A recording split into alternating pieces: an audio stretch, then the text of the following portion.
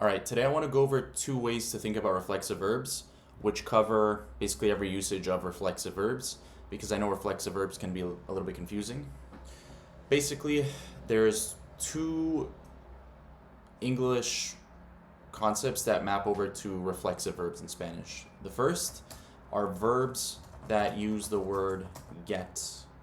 So, here's what I mean by that. To get angry is enojarse. To get up, levantarse.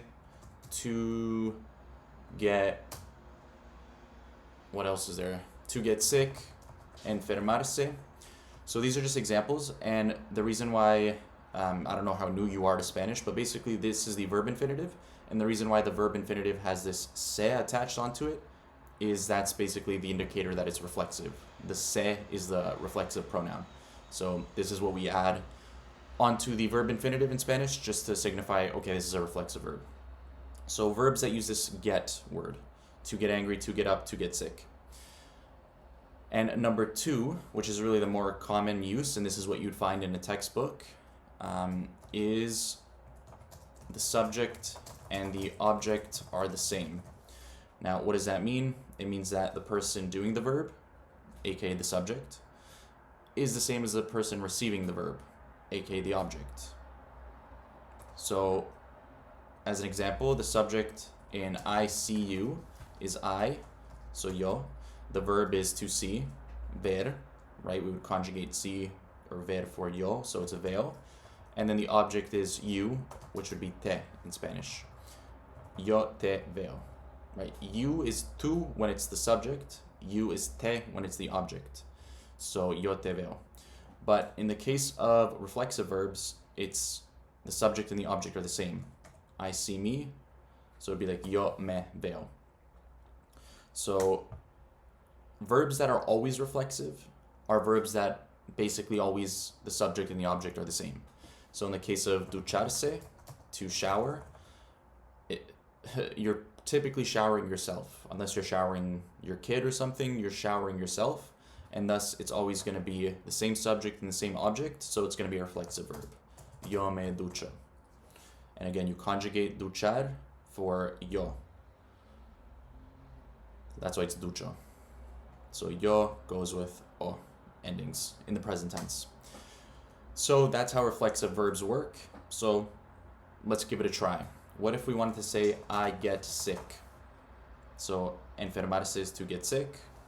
So I, or enfermar, conjugated for yo, is enfermo. And we already know it's going to be yo, enfermo. And like we said with reflexive verbs, the subject and the object are going to be referring to the same person. In this case, yo, I, or me. So it's yo me enfermo. If I said yo te enfermo, that would be like I get you sick, which still works, right? But in that case, the verb isn't being used reflexively. So in that case, it's technically not a reflexive verb. So there's another thing to know about reflexive verbs is that it's not that a verb is always reflexive or not reflexive. It's that a verb can either be being used reflexively or not. And in the case where it's the same subject and object, that's when it's being used reflexively. Now, there's one exception to this. Verbs like, there's certain verbs that are reflexive, but they're not actually the same, like, here, irse and verse are examples of what I'm trying to bring up here. Irse, we already know ir means to go, hopefully. Irse means to leave. And there's other ways to say to leave, like salir, but we're just going to go with irse. Verse, the non-reflexive form of that is ver, which is to see. But verse is like to look a certain way. So if you say like me veo bien, this means I look good. Yo me veo bien. You could have the yo there. You can always drop the subject in Spanish, but I'm just going to keep it in for teaching purposes. So this is kind of the exception to these two rules where it's like there's certain verbs that are just reflexive, even though it doesn't really fit either of these rules. Like verse is to look a certain way, It doesn't use the word get, and it's not. I mean, the subject and the object are the same, but it still doesn't really fit that definition because you're saying yo me veo bien. You're not saying I see me well, right? You're not saying like I'm looking in the mirror and I see myself well. You're saying I look good when you say yo me veo bien. Or if you say yo me voy, this isn't I go myself, I go me. That's not what you're saying. You're saying I leave. So there's certain verbs like this. I can't think of any other examples off the top of my head, but where they're reflexive, even though it's like it doesn't really make sense why, it doesn't really fit either of these two rules. The good thing is there isn't too many verbs like that, but when you come across them, just note them down. Basically, the exception is like verbs that change meaning when used reflexively. You can think about it that way. Like verse, to look a certain way. And this is going to make it a little bit more confusing, but you could also, like if I say yo me veo on its own without saying how, like yo me veo bien, yo me veo mal, yo me veo whatever. If we just say yo me veo, this means I see myself. In this case, it's like actually being used reflexively. I see myself. Subject and the object are the same. But this exception is more so like verbs that aren't even being used reflexively in a certain way, right? Like yo me voy, it's not I leave myself, right? If you get my point. I hope I didn't confuse you with the exception. There's only a few verbs like that, but we want to focus on these two usages. So that's what we're going to do for the rest of this video. So let's keep doing that. Let's banish this from the document. So verbs that use the word get. What if we said they always get up at 7 or 8 a.m. This would be ellos siempre, and then it's a reflexive verb. So levantar, we're still going to conjugate just levantar, which is for they, it's going to be levantan. And then we're going to throw in the reflexive pronoun for ellos, whatever matches ellos, which is going to be se. Okay, so how do you know which reflexive pronoun to use? I'll throw a table in here, and I'll show you how you know. So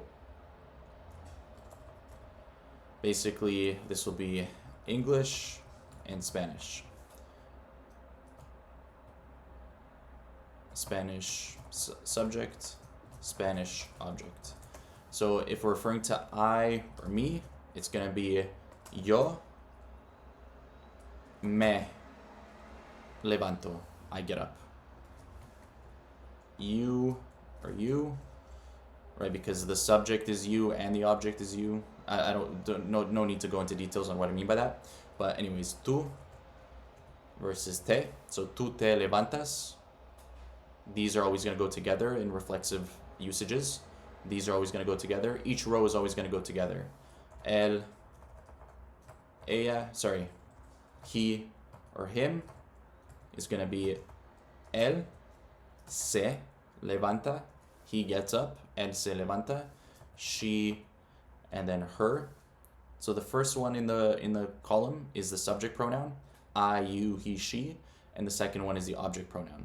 I could have split it up into two columns.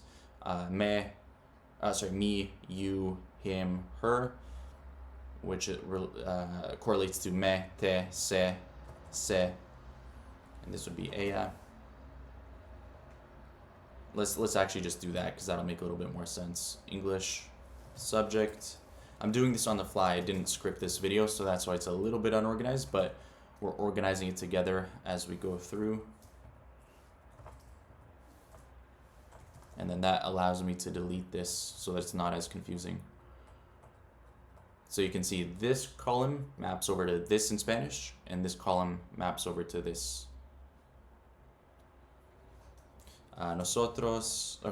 English. So we and us, nosotros and nos. You all.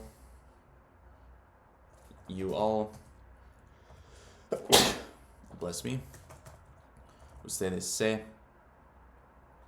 And then they, them, ellos se levantan. So we're going to use examples and we're going to refer back to these.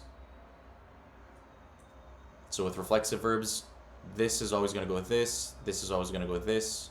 The subject and the object are always going to go together for the same like row. So they get up, ellos se levantan. Right? Ellos se levantan. We get up, nosotros nos levantamos. Right? And this is just the present tense conjugation, so if you don't know that, that's a whole other topic, but hopefully you know that by now. You all get up, ustedes se levantan. What else is there? He gets up, él se levanta, right? Because él goes with se. What about to get sick?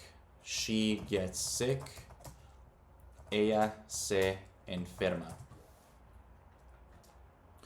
What about I get angry or annoyed? Yo, right, to get angry is enojarse. So we're going to conjugate enojar, in this case for I, which is enojo. Yo always ends with o in the present tense, unless it's an irregular verb. So yo me enojo, because yo goes with me. So I think you get the pattern. That's how reflexive verbs work, and you want to just drill these in. Use as many as you can. So equivocarse is a reflexive verb, which means to make a mistake. So ellos se equivocan en su decisión. But we're just focusing on the reflexive verb here. Ellos se equivocan. Ellos goes with se. They settled for second place. Ellos se conforman. Ellos se conforman. She makes fun. So burlarse is used reflexively. So ella se burla. The burlar is conjugated for ella. That's why it's burla. Right? Ella burla. But it's a reflexive verb, so it's ella se burla. I bathe every morning. Bañarse is a reflexive verb because it's implied you're bathing yourself. Yo me baño.